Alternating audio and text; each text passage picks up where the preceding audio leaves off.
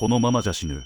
明日は我が身と本気で思った瞬間、退職を決意しました。口コミ1、退職を決意した瞬間は深夜0時の駐車場だった。また残業で帰宅が遅くなり、車の中で力尽きて30分寝てた。ふと目が覚めて、俺何やってんだろって。家まであと5分なのに家に帰る気力すらない。その時の自分の姿が情けなくて涙が出た。翌週退職届を出した。今は定時で帰れる会社で年収は480万。少し下がったけど家で夕飯食べられる幸せに勝るものはない。お疲れ様です。転ばぬ先の杖チャンネルです。今日は退職を決意させたある出来事をテーマとした当事者の口コミを紹介します。口コミ2、きっかけは同僚の葬式。47歳で心筋梗塞で亡くなった。通夜で奥さんが主人は最後まで頑張りすぎましたって泣いてた。棺の中の同僚、俺より3つ上なだけ。明日は我が身だと本気で思った。葬式の帰り道、妻に俺も辞めるって言った。年収は下がったけど生きてる方が大事だろって。同僚の死を無駄にしたくなかった。口コミ3、息子の野球の試合に初めて行けた時、決意が固まった。6年生最後の大会、仕事休んで見に行ったら息子が初ヒット打った。その時の笑顔を見て、こういう瞬間今まで何回逃してきたんだって後悔した。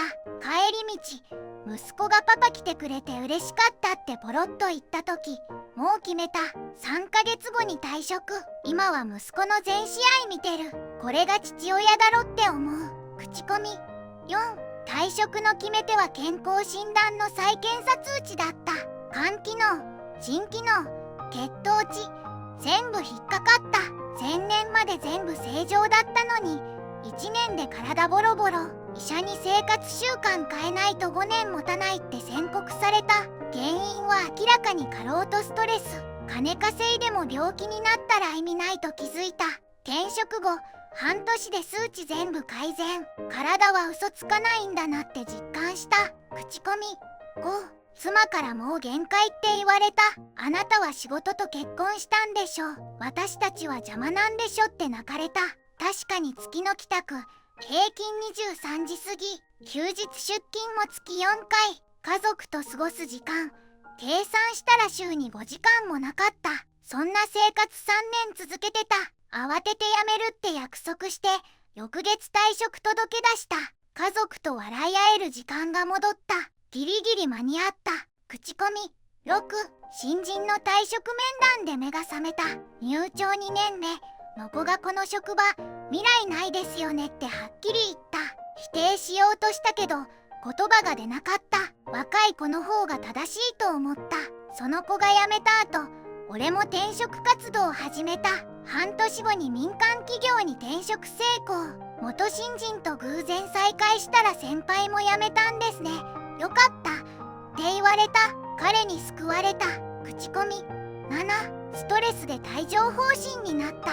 激痛で3週間休んだ。医者にこれストレスが原因ですよ。環境を変えないと再発しますって言われた。復帰したけど職場環境は何も変わってない。また病気になるのが怖くて退職を決めた。転職先は年収下がったけど病気にはなってない。健康って金で買えないんだなって早めに逃げて正解だった。口コミ8、娘からパパ臭いって言われた。加齢臭じゃないストレス臭だった。毎日緊張とプレッシャーで汗かいて家帰っても風呂入る気力なくてそのまま寝てた。娘に避けられるようになってこれやばいと思った。人間扱いされてない自分に気づいた。転職して生活リズム整えたら娘がパパ前より優しくなったねってこっちが本来の俺だよ。口コミ9、SNS で元同僚の投稿を見て決意した。3年前に辞めた先輩が転職して人生変わったって写真付きで投稿してた。めちゃくちゃ楽しそうで羨ましかった。俺は毎日死んだ目で通勤してるのに DM 送って話聞いたら早く辞めた方がいいって背中を押してくれた。半年後に転職。今は俺も同じような投稿をしてる。誰かの背中を押せたら嬉しい。口コミ父の7回忌で親戚に言われた言葉がきっかけ。お前、お父さんと同じ顔してるぞ。疲れ切ってるって。父は58歳で過労死してた。あと11年で父の年齢。このままだと同じ道を歩むと確信した。葬式のことを思い出して怖くなった。翌月、早期退職制度使って辞めた。年収は半分になったけど、60歳まで生きる自信がついた。父の二の舞は嫌だ。口コミ。11、窓口で土下座強要された日に決めた。理不尽なクレームで2時間怒鳴られて、最後に謝罪しろ、土下座しろって。上司は穏便に視界はない。結局頭下げた。帰宅後、鏡見たら涙が止まらなかった。20年真面目に働いてきて土下座通って、その夜、妻にもう無理って泣いた。翌日から有給消化して退職。人間の尊厳、金じゃ買えない。口コミ。12、部下全員に辞められた。半年で5人全員退職。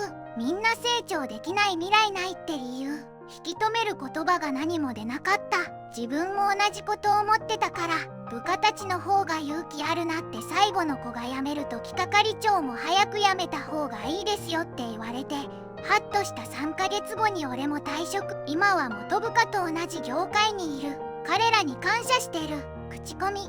13、深夜2時に帰宅したら玄関に手紙があった。妻からだった。これ以上あなたの帰りを待てません。子供たちももうパパのこと諦めてますって。その瞬間、全てを失いかけてると気づいた。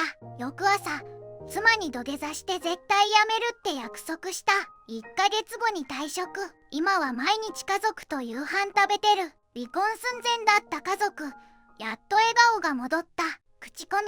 14、通勤電車で若いサラリーマンの会話が聞こえた。うちの会社、40代で年収800万普通だよって。俺は同じ年齢で550万。しかも残業月100時間超え。コスパ悪すぎると気づいた。その日から転職サイト登録して、3ヶ月後に年収700万の会社に内定。残業は月に10時間以下。公務員って安定どころか搾取されてただけだった。口コミ。15、息子にパパって何が楽しくて生きてるのって聞かれた。答えられなかった。確かに毎日愚痴しか言ってない。楽しいことなんて何もない。子供にそう見えてる自分が情けなくて号泣した。